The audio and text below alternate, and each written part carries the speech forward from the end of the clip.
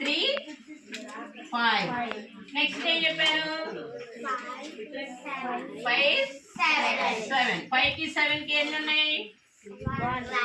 1 only 6 number ఉంది next దానిలో ఇప్పుడు 7 11 పిన్ ప్రైమ్ అవుతుందా నో నెక్స్ట్ ఏమవుతుంది మరి 11 13 అవుతుందా అవుదా ఎందుకని 12 నెంబర్ ఒక్కటే వాటి మధ్యలో ఉంది so 11 13 is a twin primes 11 and 13 twin primes next number ఏమవుతుంది చెప్పండి 13 కి 17 కి మధ్య ట్విన్ ప్రైమ్స్ అవుతాయా నో ఇంకా నెక్స్ట్